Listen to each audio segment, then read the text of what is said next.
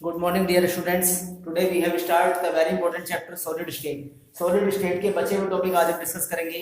जैसे impurity defect हमारा बचा हुआ है, 7 crystal system बचे हुए हैं, density of the crystal solid बताओ बचा हुआ है. तो इसके बारे में आज हम बात करेंगे. हम लोग solid, types of solid, crystalline solid, amorphous solid, types of crystalline solid, ionic, metallic, covalent, molecular, unit cell, crystal lattice, SCC, BCC, FCC, packing efficiency, close packing in 1 dimension, 2 dimension, 3 dimension, इन सब चीजों के बारे में बात कर चुके हैं. इलेक्ट्रिकल प्रॉपर्टी, मैग्नेटिक प्रॉपर्टी, हम सारे टॉपिक कवर कर चुके हैं.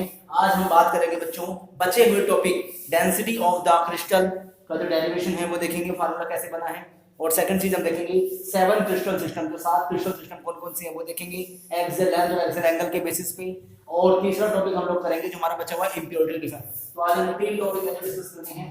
पहला तो आज हमको पढ़ना है बच्चों इंप्योरिटी डिफेक्ट. इंप्योरिटी डिफेक्ट पढ़ना है, ठीक है. हम लोग स्टिचियोमेट्रिक डिफेक्ट पढ़ चुके हैं. उसमें हम लोग आयनिक और non ionic case, vacancy defect, interstitial defect, Frenkel defect, Schottky defect discuss कर चुके हैं. और उसके बाद हम लोग मेटल एक्सिस, मेटल डेफिशिएंसी पढ़ चुके हैं. आज हम बात करेंगे इंप्योरिटी डिफेक्ट की. एक तो ये पढ़ रहे हैं. दूसरा density of crystal, density of crystal हमको पढ़ना है. डेंसिटी ऑफ क्रिस्टल पढ़ना है. दूसरा डेंसिटी ऑफ क्रिस्टल पढ़ना है. तीसरा हमको पढ़ना है बच्चों 7 क्रिस्टल सिस्टम, ठीक है. उसके बाद हमारा चैप्टर कंप्लीट है. हम क्या क्या पढ़ चुके हैं. हम solid, properties of solid, types of solid, crystalline solid, amorphous में बीच में डिफरेंस, क्रिस्टलाइन सॉलिड के 4 part, ionic, metallic, covalent, molecular, ठीक है. उसके बाद unit cell, types of unit cell, axial length, axial angle, cubic systems, ठीक है. 7 क्यूबिक सिस्टम आज हम डिस्क्राइब करेंगे.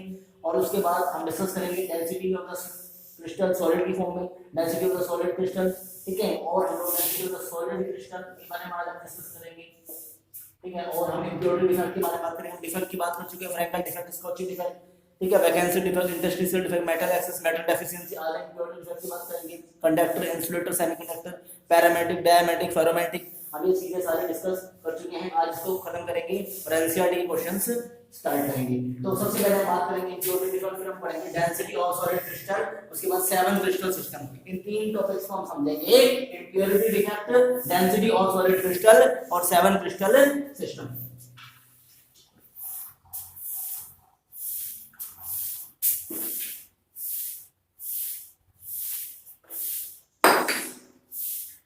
सबसे पहले हम बात करेंगे इंप्योरिटी डिफेक्ट की. इंप्योरिटी डिफेक्ट क्या होता है? इंप्योरिटी डिफेक्ट, इंप्योरिटी जैसा नाम से पता चला इंप्योरिटी है ना. इंप्योरिटी मतलब when a foreign substance is added to a solid crystal. किसी सॉलिड क्रिस्टल में जब फॉरेन सब्सटेंस बाहर से कोई सब्सटेंस मिलाते हैं तो उसमें जो चेंज आएगा, उसमें जो इंप्योरिटी के कारण चेंज आएगा उसे बोलते हैं इंप्योरिटी डिफेक्ट. यहां पे हमने क्रिस्टल ले लिया NaCl का. NaCl का हमने क्रिस्टल बना दिया बच्चों. NaCl का एक क्रिस्टल बना दिया, ठीक है. यहां पर हमने NaCl का एक क्रिस्टल बना दिया.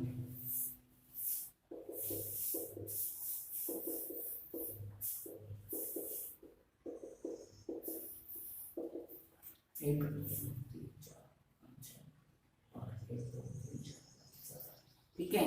हमने एक क्या बना दिया NaCl का बच्चों क्रिस्टल बना दिया, ठीक है. हमारे पास एक क्रिस्टल है NaCl का, ठीक है. NaCl AgCl, यहाँ पर AgCl ले सकते हैं. तो अब हम क्या करेंगे कि जो हमारे पास NaCl का क्रिस्टल है इसमें हमने क्या करा, बाहर से पार्टिकल मिला दिया. हमने क्या मिलाया, फॉरेन सब्सटेंस, हमने SrCl2 मिला दिया. क्या मिला दिया, स्ट्रोंशियम क्लोराइड. क्या मिला दिया बच्चों, स्ट्रोंशियम क्लोराइड. तो ध्यान से देखो, जब हम स्ट्रोंशियम क्लोराइड मिलाएंगे तो स्ट्रोंशियम क्लोराइड में Sr2+ की फॉर्म में आएगा, Sr2+ की फॉर्म में आएगा.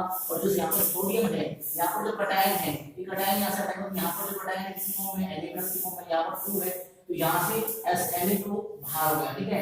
Na2 यहाँ से क्या हो गया, Na तो सोडियम आयन था, यहाँ से जो हमने रिमूव कर दिया और कौन आ गया, Sr2+ आ गया, ठीक है. तो Sr2 है, यहाँ पे Na भी 2 रिमूव होंगे तो 2 Na यहाँ से हमने रिमूव कर दिए, 2 Na हमने यहाँ से रिमूव कर दिए, क्योंकि तभी तो इलेक्ट्रिकल न्यूट्रलिटी मेंटेन होगी. अब यहाँ से एक Na को ऐसा लगा तो 2+ है, यहाँ से 2 Na चले गए और उस 2 Na की बजाय एक Sr2+ आ गया.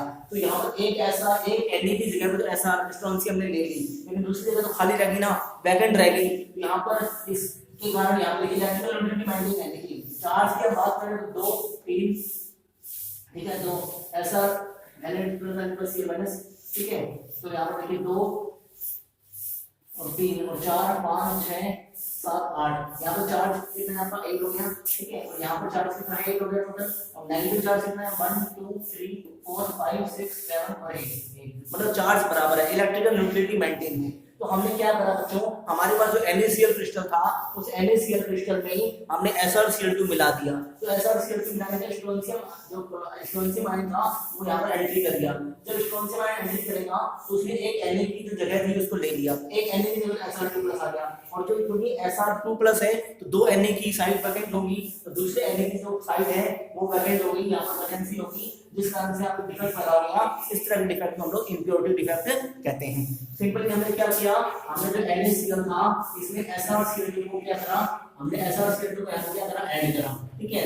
ये इसी तरह अगर यहाँ पे AgCl ले लेते हैं, क्या लेते हैं AgCl, और उसमें हम क्या करते हैं CdCl2, क्या मिलाते हैं बच्चों CdCl2।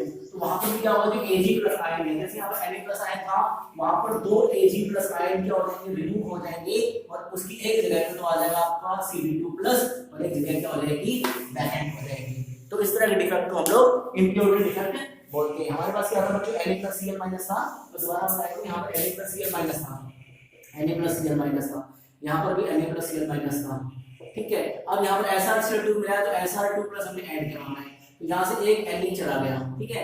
इस Na की जगह पे क्या आ गया, Sr2+ आ गया। तो अब ये देखो Sr2+, यहाँ पर तो चार्ज से इम्बैलेंस हो गया ना, इलेक्ट्रिकल न्यूट्रलिटी को मेंटेन करने के लिए एक Na और जाएगा यहाँ से, तो एक Na की जगह पे तो Sr2+ आ गया, दूसरी चीज क्या होगी, वैकेंट हो गई, जिस कारण से यहाँ पर डिफेक्ट पैदा हो गया।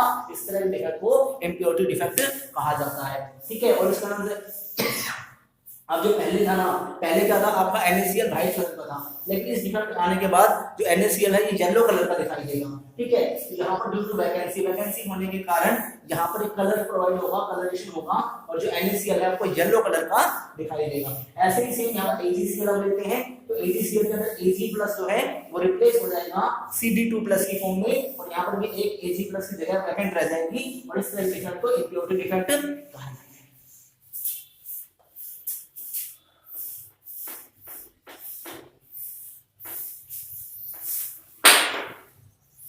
ठीक है बच्चों, तो आज हमने बात करी इम्प्योरिटी डिफेक्ट की। इम्प्योरिटी डिफेक्ट आप समझ गए, आपने NaCl लिया, NaCl पे हमने SrCl2 मिलाया, और SrCl2 मिलाने के कारण एक Na+ की जगह को Sr2+ ले लिया, दूसरी वैकेंट होगी, इस तरह डिफेक्ट को इम्प्योरिटी डिफेक्ट कहा जाता है, ठीक है। उसके बाद हम बात करेंगे यहाँ पर density of solid, density of solid crystal, density of solid crystal, ठीक है। इसके ऊपर बच्चों न्यूमेरिकल पूछे जाते हैं, डेंसिटी ऑफ सॉलिड क्रिस्टल के ऊपर न्यूमेरिकल पूछे जाते हैं, इसका फार्मूला हमको डिराइव करना है। इसका फार्मूला होता है डेंसिटी इज इक्वल टू, या तो रो लिखा होता है, जैसे rho, density is equal to Z into m upon Avogadro number into AQ, ये इसका फार्मूला होता है। Density is equal to, D का मतलब यहाँ पर डेंसिटी से, ठीक है, इसको रो भी लिखते हैं, चलो डेंसिटी बोलते हैं। Density is equal to Z क्या है यहाँ पे, Z आपका नंबर ऑफ एटम्स है, नंबर ऑफ एटम्स, Z है आपका नंबर ऑफ एटम्स, ठीक है। SCC के लिए होता है हमारा 1, BCC के लिए हम लोग लेते हैं 2, FCC के लिए हम लेते हैं 4। M क्या है, M यहाँ पर मोलर मास है, कितना है, मोलर मास है, ठीक है। N नोट क्या है, आवागाड्रो नंबर है, आवागाड्रो नंबर है, जिसकी वैल्यू होती है बच्चों 6.023 into 10 की पावर 23।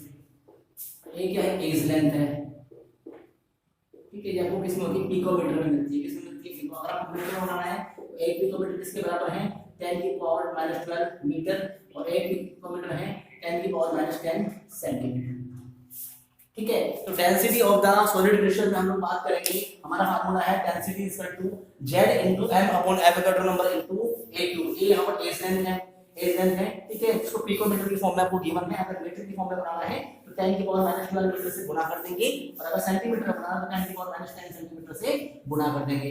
एवोगाड्रो का वैल्यू, एवोगाड्रो नंबर की वैल्यू है 6.023 into 10 की पावर 23। डी हमारी क्या है बच्चों, डेंसिटी है। ये फार्मूला है डेंसिटी का, Z into m upon Avogadro number into AQ। इसको डेरिवेशन कर लेते हैं आया कैसे, Z की वैल्यू हमने नंबर ऑफ एटम्स को डिपेंड करेगी। नंबर ऑफ एटम्स जब हमने कैलकुलेट करते हैं SCC में, BCC में, FCC में, तो नंबर ऑफ एटम SCC के लिए हम लोग लेते हैं बच्चों 1, BCC के लिए लेते हैं 2, और FCC के लिए लेते हैं 4। ये फार्मूला आया कैसे, इसको डेरिवेट कर लेते हैं। तो आप लोग जानते हो डेंसिटी का फार्मूला बचपन से पढ़ते हैं, density equal to mass upon volume. Density equal to बच्चों क्या होता है, मास अपॉन वॉल्यूम। डेंसिटी का फार्मूला होता है mass upon volume. Density is equal to mass upon volume. तो अब देखिए हमें वॉल्यूम निकालना है और क्या निकालना है, मास। किसका, हम यहाँ पर डेंसिटी किससे निकालना है, सॉलिड क्रिस्टल की, वो एक यूनिट सेल की फॉर्म में, किसकी फॉर्म में, यूनिट। तो हमें मास निकालना है और क्या निकालना है, वॉल्यूम। तो mass of the unit cell, mass of the unit cell, ठीक है, mass of the unit cell, crystal की बात कर रहे हैं तो mass of the unit cell, हम अब यहाँ पे यूनिट सेल किसकी फॉर्म में, क्यूब की फॉर्म में है, ठीक है। तो जब हमें क्यूब की फॉर्म में निकालनी है यहाँ पे, तो हम लोग अलग अलग निकालेंगे, एससीसी के लिए, बीसीसी के लिए, एफसीसी के लिए, क्योंकि एससीसी में कॉर्नर्स पे एटम्स हैं, बीसीसी में अंदर भी एक एटम प्रेजेंट है, एफसीसी में कॉर्नर पे और फेस पे भी प्रेजेंट है। तो हम लोग सबका अगर एक ऐसा फार्मूला बनाएं कि इसमें एससीसी, बीसीसी, एफसीसी का सबका एक साथ निकाला जा सके, तो mass of the unit cell, पूरे यूनिट सेल का मास निकालना है। तो हम यहाँ पर एक का निकाल देंगे और उसको टोटल से गुणा कर देंगे, तो पूरा यूनिट सेल का निकल आएगा। तो देखो यहाँ पर mass of unit cell, number of atom, कितने एटम्स हैं, number of atoms into mass of each atom, mass of each atom. भाई हमें पता चल जाएगा कितने एटम हैं, कितने एटम हैं और उसका मास कितना है, नंबर ऑफ एटम कितने हैं into mass of each atom. Atoms count कर लें और उसका मास काउंट कर लें, तो number of atom into mass of each atom, एक ईच एटम का मास कितना है और कितने एटम्स हैं, अगर उसे गुणा करते तो टोटल मास निकल आएगा। मास को एक का मास कितना है, टोटल नंबर कितने मतलब एटम्स हैं, अगर उसे गुणा करते तो टोटल निकल आएगा। तो mass of the unit cell क्या होता है, number of atom into mass of each atom. Number of atom होता है बच्चों z, क्या होता है z, और मास ऑफ ईच एटम क्या हो गया आपका छोटा m। अब मास ऑफ ईच एटम के लिए हम क्या निकालेंगे, मास ऑफ ईच एटम का फार्मूला है आपका molar mass upon Avogadro number, molar mass upon Avogadro number, molar mass upon Avogadro number. तो ध्यान से देखिए मास आपका हो गया, एक्चुअल में mass of the unit cell हो गया आपका, mass of the unit cell हमारा निकल के आया z into m, m क्या है, molar mass upon Avogadro, m upon n, ये फार्मूला। ध्यान से देखें तो हमारे पास फार्मूला क्या बन गया, दोबारा से देखिए, हमने देखा density equal to mass upon volume, mass of unit cell, पूरे यूनिट सेल का हमें निकालना है, तो यूनिट सेल का number of atom into mass of each atom. अब मास निकालना तो मास के लिए क्या निकालेंगे, molar mass upon Avogadro number, ठीक है। ये हम लोग मोल कांसेप्ट में पढ़ चुके हैं, कहते हैं कि मोल कांसेप्ट में चीजें आ सकती हैं, ये कैसे निकालते हैं, मैंने आपको सिखाया था मास से मोलर मास कैसे निकालते हैं। तो ये मास होता है यूनिट सेल होता है आपका m equal to molar mass upon Avogadro number, तो mass of the unit cell is equal to z into molar mass upon Avogadro number, molar mass upon Avogadro number, ये आ गया मास। अब देखिए वॉल्यूम की बात करते हैं, किसकी बात करते हैं, वॉल्यूम। तो वॉल्यूम का फार्मूला आप लोग जानते हैं, वॉल्यूम भी किसकी फॉर्म में, क्यूब की फॉर्म में। तो वॉल्यूम ऑफ क्यूब का साइड का क्यूब होता है, इट मींस a का क्यूब, साइड क्या होगी a क्यूब, तो वॉल्यूम हमारा क्या हो गया, a क्यूब हो गया बच्चों। तो यहां पे ध्यान से देखो, वॉल्यूम तो हो गया a क्यूब और mass of the unit cell z into m by n nought, और density is equal to mass upon volume, तो density is equal to mass upon volume, mass क्या है आपका z into m by n nought, है ना, बटे में volume कितना है a cube, volume a cube बटे में 1, इसको खोल लीजिए, d is equal to z into m by में n नॉट अब इनटू 1 बाय में a क्यूब। फार्मूला हमारा बन गया d is equal to z into m upon Avogadro number into a cube. a cube किसमें होगी, पिकोमीटर में होगी, सही आया। तो density of the solid crystal, density is equal to mass upon volume, mass of the unit cell, number of atom into mass of each atom, number of atom z, mass of each atom m, m क्या है, molar mass upon Avogadro number, ये हम लोग mole concept में सीख चुके हैं। Mass of the unit cell z into m by n naught, ठीक है, एवोगैड्रो नंबर जिसकी वैल्यू है 6.023 10 की पावर 23, इसको हमने पुट करा। वॉल्यूम आप लोग जानते हो, साइड का क्यूब a का क्यूब, तो यहां पर हमने लिया a क्यूब, इसको पलटेंगे तो फार्मूला बन गया d is equal to z into m upon Avogadro number into a cube. और a की जो वैल्यू है वो आपको पिकोमीटर में मिलेगी, अगर मीटर में बनानी है तो 1 पिकोमीटर को अगर मीटर में बनाना है तो वो हो जाएगा 10 की पावर -12 मीटर, और 1 मीटर को सेंटीमीटर में बनाना है तो 10 की पावर -10 सेंटीमीटर। ये आपका हो गया density of the solid crystal, ठीक है। इससे पहले हमने क्या पढ़ा था, इससे पहले हमने पढ़ा था इम्प्योरिटी डिफेक्ट। मैंने NaCl का क्रिस्टल लिया था और उस NaCl के क्रिस्टल में Na को रिमूव करवाया, SrCl2 ऐड कराया। जब मैंने SrCl2 को मिलाया बच्चों, तो वहां से Na की साइड क्या होगी, वहां पर 2 Na की साइड क्या होगी, वैकेंट होगी, एक में तो Sr2+ आ गया और दूसरी वैकेंट हो गई। इसी तरह अगर AgCl लेंगे तो वहां से Ag को हटा करके वहां पे Cd2+ आ जाएगा। तो इस तरह के डिफेक्ट को इम्प्योरिटी डिफेक्ट कहते हैं। उसके बाद हमने बात करी density of the solid crystal, तो density is equal to mass upon volume. Mass हमने निकाला, तो मास हमने कैसे निकाला, mass of the unit cell, number of atom into mass of each atom, number of atom क्या हो गया हमारे z हो गया, mass of atom each atom m हो गया। अब देखिए m equal to molar mass upon Avogadro number, तो यहां पर mass of the unit cell z into m by n naught, इसको हमने पुट कर दिया, निकाल दिया, तो फार्मूला हमारा फार्मूला आ गया लास्ट में, फार्मूला क्या बन के आया, डेंसिटी का d equal to z into m upon allometric number into AQ। Formula क्या होगा, d equal to z into m upon allometric number into AQ। a क्या है आपका, a स्ट्रेंथ, n नोट क्या है, एवोगैड्रो नंबर, जिसकी value कितनी है 6.023 10 की पावर 23। z क्या है, नंबर ऑफ एटम्स, SCC के लिए 1, BCC के लिए 2, FCC के लिए 4, CCP के लिए 4, SCP के लिए 4, इनके लिए चलता है। m का मतलब मोलर मास, जो हमने कल भी सीखा था निकालना, कि जितने भी एटम्स हैं उसका एटॉमिक मास को कैलकुलेट कर जोड़ करके और मोलर मास निकालना है। हो गया, चलिए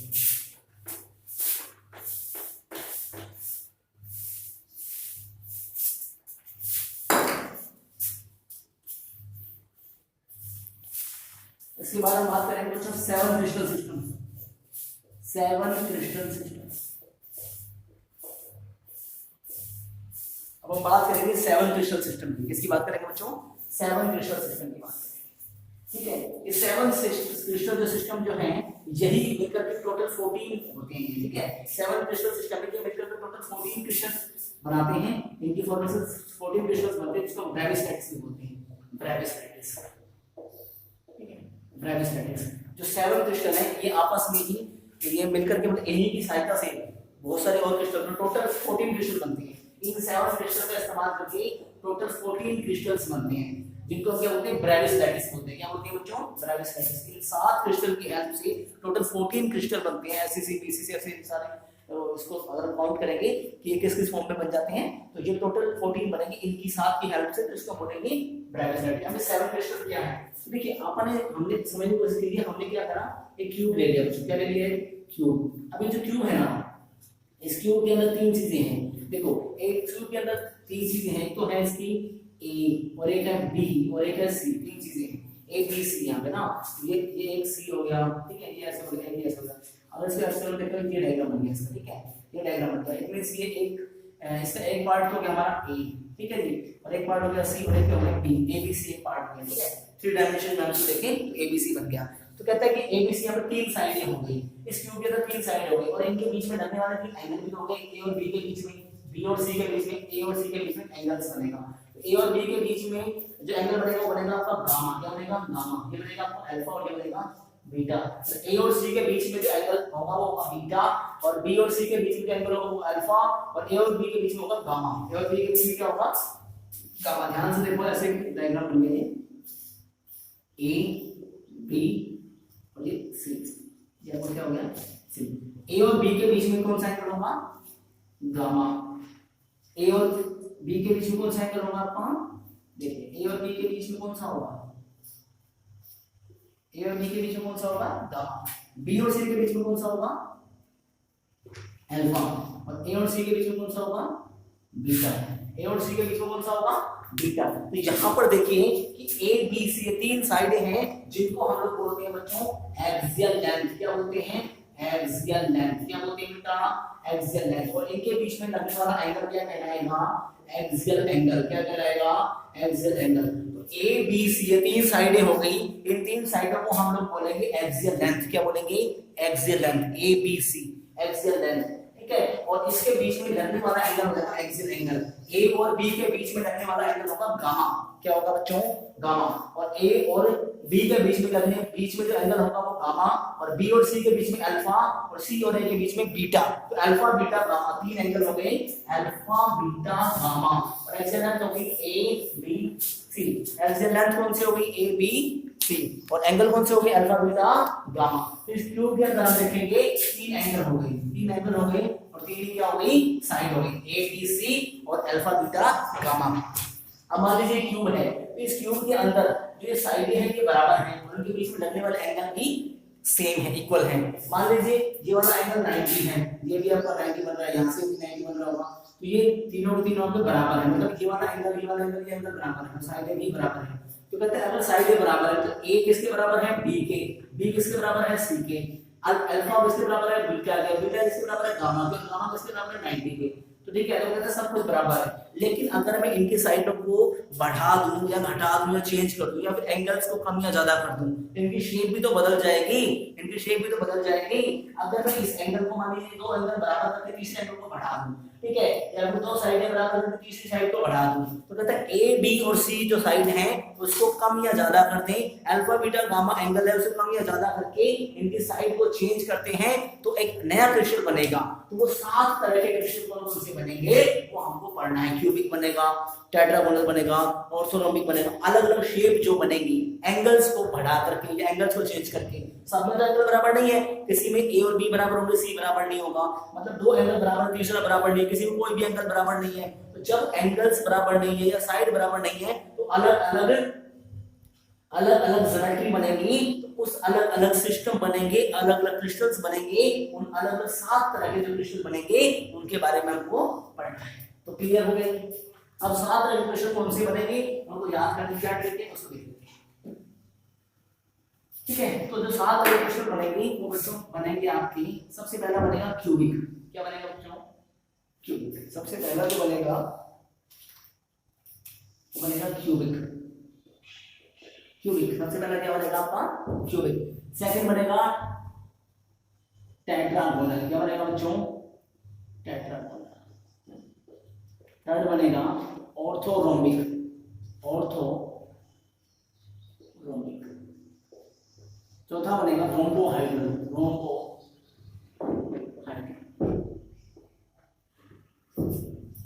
पांचवा बनेगा हेक्सागोनल। पांचवा क्या बनेगा? हेक्सागोनल। छठा बनेगा मोनोक्लिनिक। क्या बनेगा? मोनोक्लिनिक। सातवां बनेगा ट्राइक्लिनिक। क्या बनेगा? ट्राइक्लिनिक। ठीक है, तो यहाँ पर 7 क्रिस्टल सिस्टम बनेंगे, उनके बारे में हमको पढ़ना है। पहला बनेगा बच्चों क्यूबिक, दूसरा बनेगा टेट्रागोनल, तीसरा बनेगा ऑर्थोरोम्बिक, चौथा बनेगा रोम्बोहाइड्रल, फिर बनेगा हेक्सागोनल, मोनोक्लिनिक और ट्राइक्लिनिक, क्यूट और एसेंट्रिक। इसको याद करने तरीके मैं आपको बताता हूँ। ठीक है, तो यहाँ पर 7 तरह के बनेंगे और इनकी उसके बाद ये आपके क्यूबिक सिस्टम हो गए। उसके बाद रहेंगे एक्सियल लेंथ। क्या लेंगे बच्चों? Axial length. ठीक है, उसके बाद हम लोग लेंगे एक्सियल एंगल। क्या लेंगे? Axial angle. Axial angle. तो सबसे पहले क्यूबिक की बात करेंगे। तो क्यूबिक के अंदर क्या होगा? ए बी सी, तीन हमारे पास साइड होती है एक्सियल ए बी सी, तीनों बराबर रहेंगी। ठीक है, तीनों बराबर रहेंगी। टेट्रागोनल में क्या होगा? दो साइडें बराबर होंगी, तीसरी बराबर नहीं होगी। ऑर्थोरोम्बिक में क्या होगा? कोई भी साइड बराबर नहीं होगी। रोम्बोहाइड्रल में फिर तीनों बराबर होंगी। हेक्सागोनल में दो बराबर होंगी, तीसरी बराबर नहीं होगी। मोनोक्लिनिक में कोई भी बराबर नहीं होगी। ट्राइक्लिनिक में कोई भी बराबर।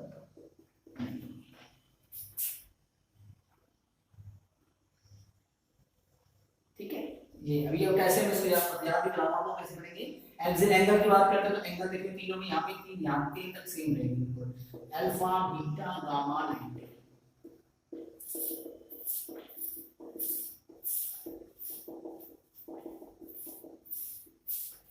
हेक्सागोनल के अंदर स्पेशल प्रॉपर्टी होती है इसका गामा। पूरे 7 क्रिस्टल में सिर्फ एक ही ऐसा क्रिस्टल है जिसमें गामा जो है 120 होता है। ठीक है, एक एंगल 120 होगा, अल्फा बीटा आपका 90 होता है, इसमें गामा 120, एक ही प्रॉपर्टी है। मोनोक्लिनिक के अंदर बच्चों बीटा नॉट इक्वल टू 90 रहता है और यहाँ पर गामा नॉट इक्वल टू 90। तो जब ये बचे हुए क्या होंगे 90, gamma not equal to alpha beta 90, gamma not equal to 90, alpha gamma 90, beta not equal to 90। इसमें कुछ भी बराबर नहीं होता, तो alpha not equal to beta not equal to gamma not equal to 90। तो ध्यान से देखिए, हमने 7 क्रिस्टल बनाई, cubic, tetragonal, orthorhombic, rhombohedral, hexagonal, monoclinic, triclinic.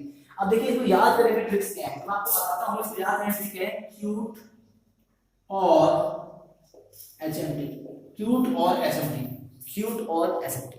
ठीक है, क्यूट और एचएमटी। क्यूट माने सुंदर और एचएमटी, एचएमटी एक घड़ी का नाम है, घड़ी की कंपनी होती है एचएमटी, हिंदुस्तान मशीन टूल्स है। तो क्यूट और एचएमटी ऐसे याद करना है, क्यूट और एचएमटी, क्यूट और एचएमटी। क्यूट माने सुंदर और एचएमटी, एचएमटी की घड़ी आती है, तो क्यूट और एचएमटी। तो क्यूट का मतलब cubic, tetragonal, orthorhombic, rhombohedral, hexagonal, monoclinic, triclinic. Cubic, tetragonal, orthorhombic, rhombohedral, hexagonal, monoclinic, triclinic. अच्छा, उसके बाद 0 1 2 0 1 2 2 0 1 2 इसका क्या मतलब है?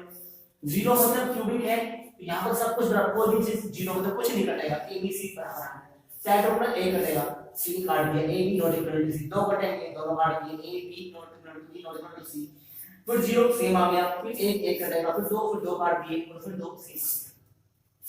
सबसे अच्छी ट्रिक है, आसानी से याद हो जाएगी। ये तीनों सेम रहेंगे, अल्फा बीटा गामा 90 है, अल्फा बीटा गामा 90 है, अल्फा बीटा गामा, तीनों सेम रहेंगे।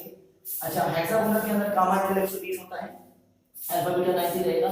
और ट्राइक्लिनिक देखिए, अब एक बात और मैं बताऊं आपको कि ट्राइक्लिनिक ऐसा है इसमें कुछ भी बराबर नहीं होगा। सिंपल सी याद करने वाली बात है, दिमाग में बैठा लेना कि ट्राइक्लिनिक एक ऐसा क्यूबिक सिस्टम है, एक क्रिस्टल सिस्टम है जिसमें कुछ भी चीज बराबर, ना ही एक्सियल लेंथ बराबर होगी, ना ही एक्सियल एंगल। और क्यूबिक एक ऐसा है जिसमें एक्सियल लेंथ और एक्सियल एंगल बराबर होंगे। क्यूबिक एक ऐसा सिस्टम है जिसमें सब कुछ बराबर होगा, A B C alpha beta gamma 90। और ट्राइक्लिनिक एक ऐसा कुछ भी बराबर नहीं होता, a not equal to b not equal to c, alpha not equal to beta not equal to gamma not equal to 90। Triclinic में कुछ भी बराबर नहीं होगा, क्यूबिक में सब कुछ बराबर होगा। ठीक है, ये दो चीज हो गई। उसके बाद देखिए तीन तो मैंने आपको सिखाई दी, cubic, tetragonal, orthogonal, rhombohedral, hexagonal, model tri, cube और एचएमटी। फिर ए बी सी, अच्छा 0 है 1 2 0 1 2 2, ये हो गए, एक काट देंगे, A B not equal to सी, फिर दो काट देंगे, ए नॉट नॉट, फिर उसके बाद 0 फिर 1 फिर 2, उसके बाद सेम 2। इसमें कोई दिक्कत नहीं है, यहाँ पर तीनों सेम रहेंगे, अल्फा बीटा गामा 90 90 90। अच्छा, तीन तो ये होंगे, बच गए 4। इसमें क्या लास्ट वाला आपको मैंने बता दिया, कुछ भी बराबर नहीं होता, बच गए 3। 3 में से एक हेक्सागोनल की स्पेशल प्रॉपर्टी गामा 120, बच गए 2। इसमें मोनोक्लिनिक में बीटा नॉट इक्वल टू 90 है, तो बचे हुए 90 होंगे, अल्फा गामा 90। यहां पर gamma not equal to 90, alpha beta 90। इनके एग्जांपल्स होते हैं। क्यूबिक का एग्जांपल रहेगा आपका NaCl और Cl, NaCl और Cl क्यूबिक का। दूसरे में रहेगा स्ट्रोंशियम ऑक्साइड और टाइटेनियम ऑक्साइड। तीसरे का रहेगा KNO3। और तीसरा देखिए क्यों इसको ऐसे लाइन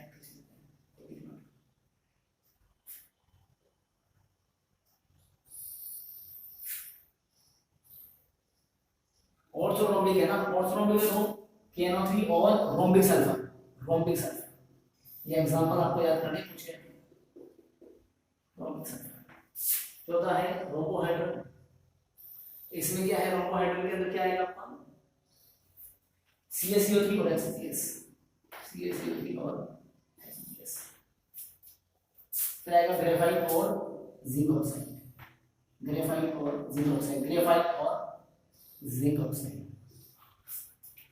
फिर आपका आएगा Na2SO4 और NH2।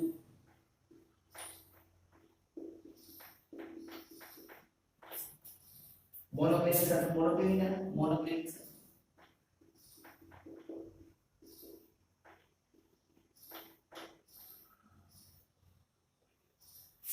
उसके बाद K2Cl।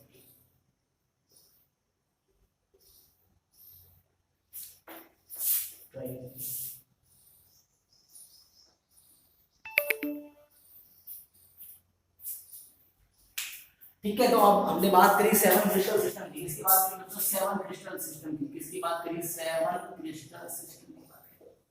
ठीक है, 7 क्रिस्टल सिस्टम की बात करें। इनमें से एससीसी, बीसीसी, एफसीसी मिलकर टोटल 14 क्रिस्टल बनाएंगे, जिसे हम ब्रेविस लैटिस भी बोलते हैं। तो 7 क्रिस्टल सिस्टम में जल्दी याद करने का तरीका आपको समझ आ गया होगा। क्यूट और एचएमटी, क्यूट और HMT, cubic, tetragonal, orthorhombic, rhombohedral, hexagonal, monoclinic, triclinic, cute और एचएमटी। तो उसके बाद 0 1 2 0 1 2 2, फिर ABC, AB not equal to C, A not equal to B not equal to C, उसके बाद सेम फिर ऐसे, उसके बाद ये हो गए 10 एग्जांपल्स होंगे। नोट कर लीजिए।